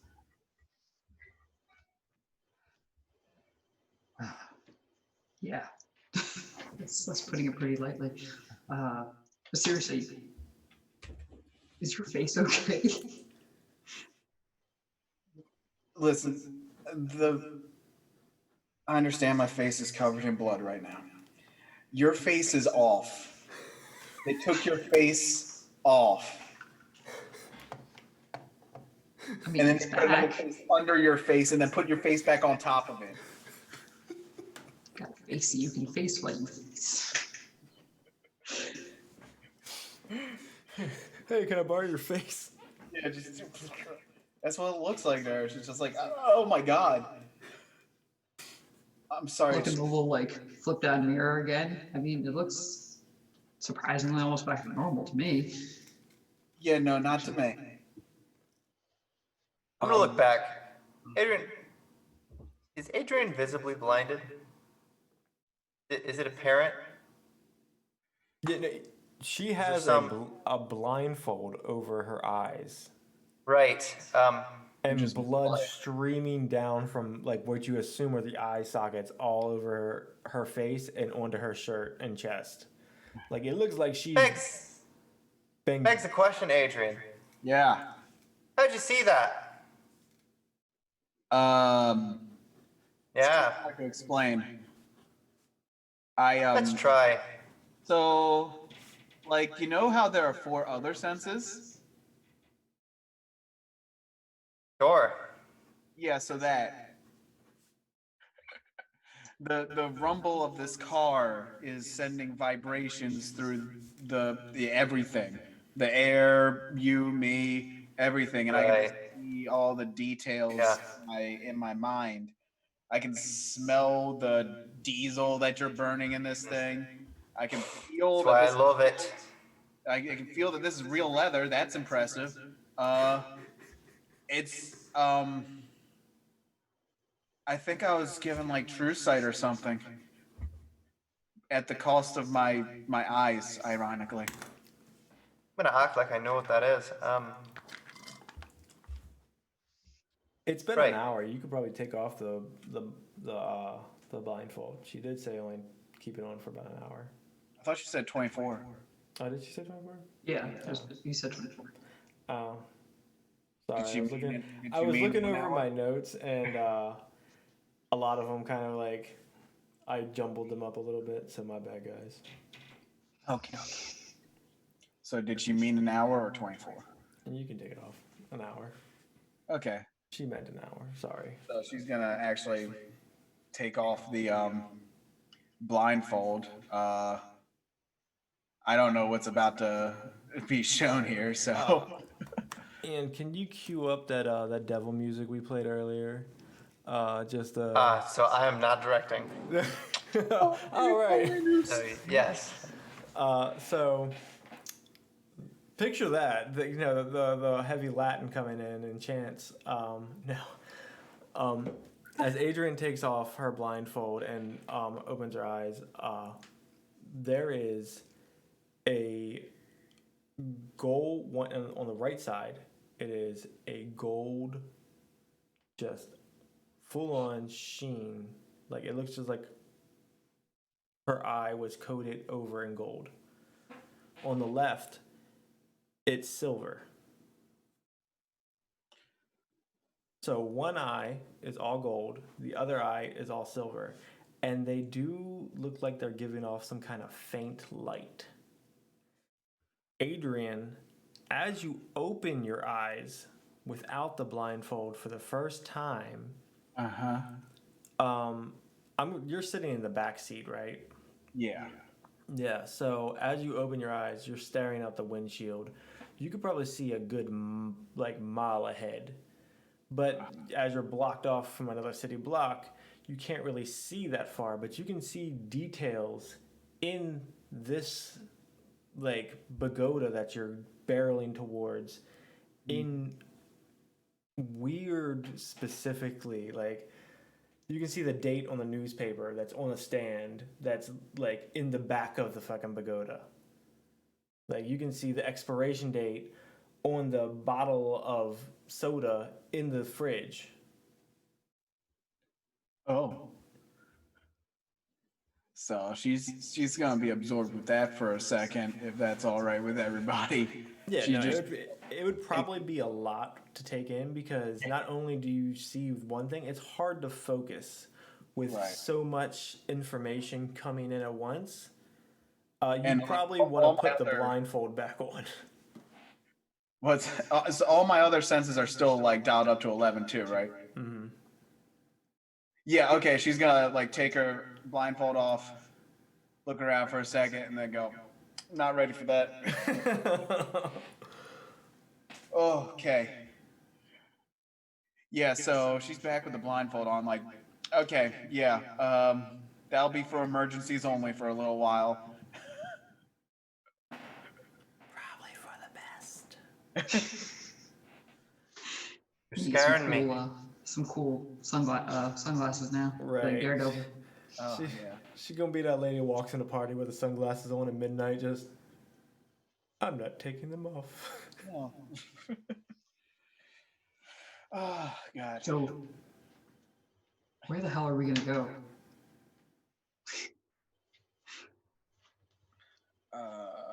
Somewhere with less details, please. I have a pretty mundane studio apartment. I've got a good spot. Okay. We're gonna go to my apartment. Okay. One of the quieter ones in town. Fantastic. I love that. I have a feeling she's gonna like the blackout curtains too. Right, I forgot you did so they were all blacked out. All right, so you make it over there. You guys help Adrian get inside.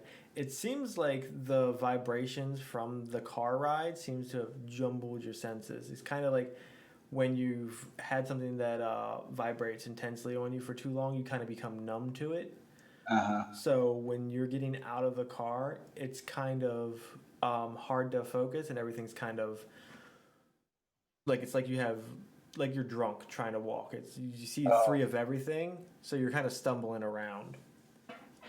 Well, yeah, I'm not gonna add supervision to that little cocktail there, so I'm just gonna let them lead me up Probably for the there. best.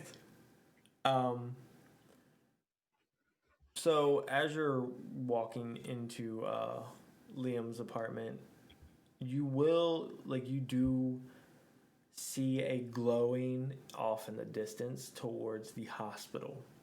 Like it's pretty bright, Even through the bandage and all that? even through the bandage. You know there's other Scions in the city, and you see a really bright glowing there. All right, against my better judgment, I'm gonna stop them and just sort of pull the blindfold down a little bit and just try and just look at that and only that. All right. So you're trying to focus in on that. Give me a. Actually, yeah, give me a integrity plus stamina roll. Jesus. Integrity plus stamina. One success. All right. With one success, you're able to focus in barely, but you're able to focus in on the hospital, on where the brighter light is coming from. And through a window, you see X, Heba, and Nick walking down the hallway. Oh. They all look a little worse for wear, but as you're watching, Heba turns around and looks directly at you and just kind of winks. I wave at her. She turns around and keeps walking. Well, Nick's all right, guys. And she's gonna pull her blindfold back up because that's all she needed to say. All right. So you guys go up to Liam's apartment. Anything else you guys wanted to do? Just curious, when I like blipped out, did I feel anything like that like triggered it, or is it just like? You felt stressed. Even though like you just had your face ripped off and then reattached. Because of you being like of Adrian's like questioning, you kind of felt like thrown off, and you it was like more of an instinct thing, I guess. Anybody else? I'm just gonna chat with the receptionist, the guy who's working today before I head up. All right. What do you want to ask him? No, it's nothing more than like a passing statement about his woodworking project. Trying to make friends with basically everybody between here and where I work. I'm gonna grab a new set of. I'm gonna ask for a copy of my keys at some point. I'll take it to the elevator. All right. He'll nod and be like, "I'll make sure to get one of those made up for you." And he'll just kind of go about his day. By and large, that's pretty much it. You all do have a massive amount of missed calls on your phone for some reason. And when you check the time, it is it's 2 a.m. Oh. Yeah. So you're not really sure where the time went, but is late. Oh, hey, Liam, you never showed up for work, huh? I'm probably fired. I kind of feel like we have bigger issues. Can Adrian see in the blacked out room? As long as there's noise. Cool. So whenever like Liam speaks, he like the where he's at lights up. You can smell everything in this apartment. It's kind of off-putting. That's not Outside, you're gonna be led into a room to hang out. There's a quiet room. good. Okay. Thank you. As I talk, you get an idea of the space that's being filled. It's a master bedroom. Okay. It smells different. Outside, it's clean. It's used, but inside this bedroom, it smells like old cigarettes in a room that hasn't been touched in years. It's almost like the door cracks open when I first open it up. Master bedroom. You imagine from what you can tell, this is a one-bedroom apartment. Bedroom's untouched though. It smells like cigarettes. It smells like someone to live here a long time ago. Other than that, it doesn't smell necessarily bad beyond that. Unlike the rest of the apartment, it smells kind of like sweat and booze. Oh, Jesus. Quiet in here. Oh, Jesus. Haven't used your one bedroom in your one bedroom apartment in a while. One bedroom in your one bedroom apartment in a while. That's not. That's fair. Rest. Thank you. And she's just gonna enjoy the silence for a little while. I'm gonna close it. All right.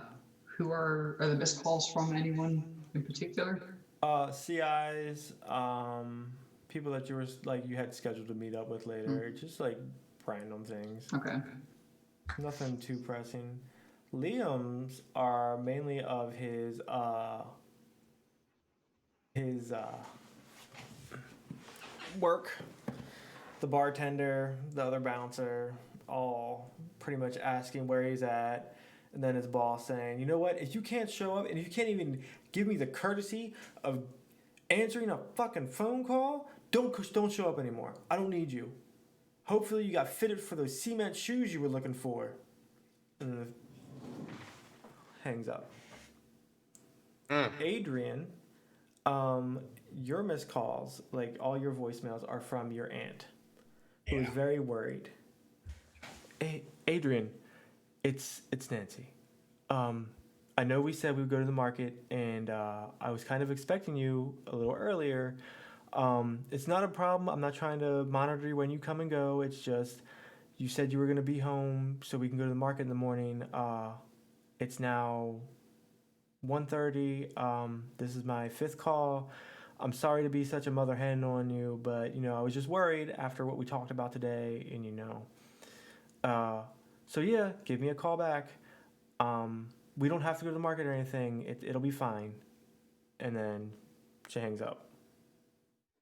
Well, Adrian, since it's 2 a.m, she'll just text back saying she's fine, and yeah, they got some things to talk about when she gets back.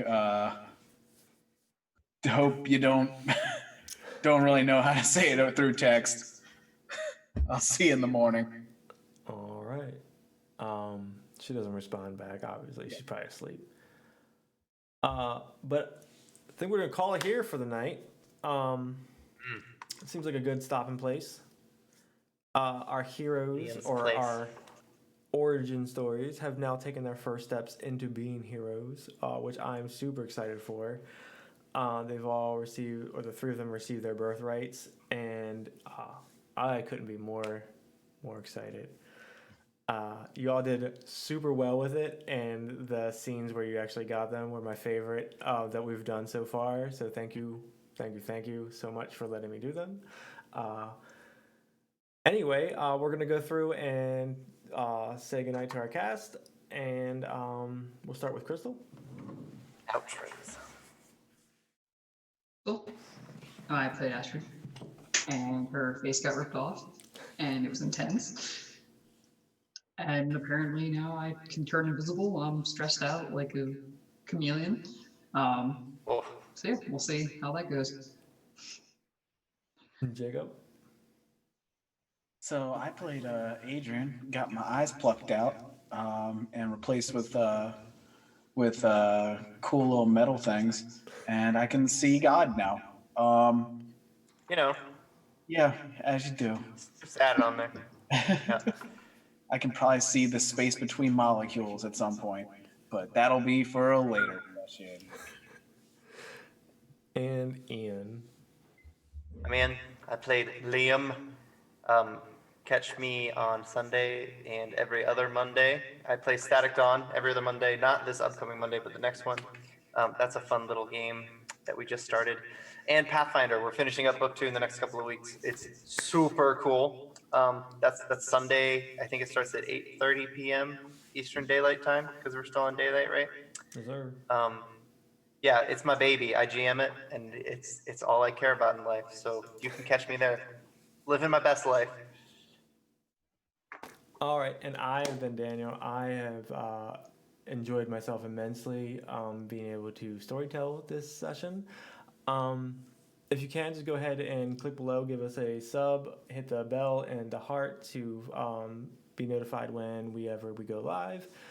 I'm here all the time. I'm here. We'll be here every Friday. Me and Ian do a short series called A Short Rest, where we just talk about our games and things that we have planned coming up, and what's it like just GMing. And yeah, we have random players from both of our streams and things like that. And then other Fridays I do Scion, and then every other Monday we do Scion, Star Wars. Sorry. And every Sunday. Scion on my mind. All right, every Sunday I play Salix on Pathfinder, so definitely catch me there because he's about to go through some shit. But yeah, no, it's been a great time. Thanks for coming by and chilling with us, and I hope everybody had a great time. And we will see you guys later. So bye.